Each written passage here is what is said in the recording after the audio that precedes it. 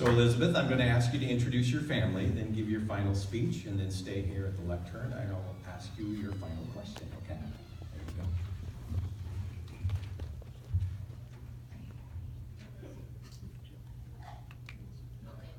you go. You're right. That's what I'm supposed to ask. Are you ready? We're ready. All right. I like people that follow instructions. Good evening. My name is Elizabeth Hirotaka, and I am representing Black Hills High School. With me tonight are my parents, Brian and Heather Hirotaka. I'd like to share with you one of the defining moments of my life. This is something I am passionate about because I have struggled with it for the majority of my life. What impacted me the most and helped me become the person I am today is not merely gaining self-confidence, but the journey I took to get it. The definition of self-confidence is a feeling of trust in one's abilities, qualities, and judgment. This is something I lost sight of when I was very young. When I was in elementary school, I had a learning disability. I struggled with decoding words and fluency. When a teacher would call on me in class to read, I would get so nervous I could hear my heart pounding in my chest. When I read, I made mistakes and had to reread the sentence again. I could feel the class watching me with frustration. I'm aware of this because at recess, they would make fun of me.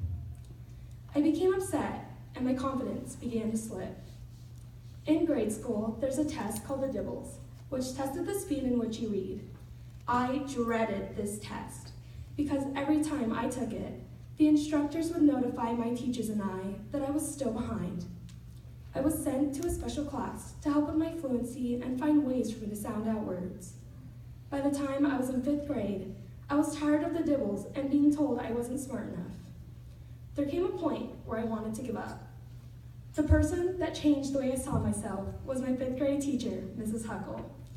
She had a different perspective. She said, "Who cares how fast you read? You are comprehending, and that's what matters." This made a difference to me, and I could feel my confidence rise. She gave me something no one else ever did. She gave me a chance to prove myself worthy, a chance for my peers to see me differently, a chance to be me without having to worry about being judged. Mrs. Huckle gave me the confidence in myself to go after the things I wanted in life. I would not have been able to accomplish many things, including being on homecoming court, handling AP classes, or even have the courage to speak in front of a group of people without the hope and spark ignited by my teacher.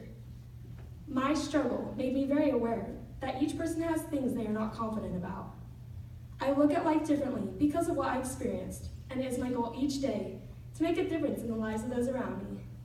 It can be as simple as smiling at a classmate or writing a note to a teacher, letting them know how much I appreciate them.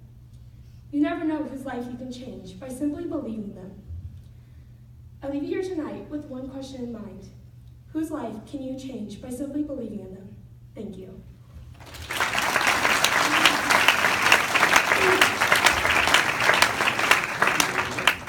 So, your question. Lake Fair has been a part of our community for over 60 years. What's your favorite memory of Lake Fair? My favorite memory of Lake Fair is probably when I was about 3 or 4 years old, and we have a picture of me and my dad in one of his booths at the fair. My dad is a police officer, and so they always have the Olympia Police Department booth, and he has his motorcycle there, and so I just remember that picture, and I look back and I think, like, the experience I had there, like, that all these different vendors came, and you can, like, explore different things without leaving your community, and so I think that's really cool to have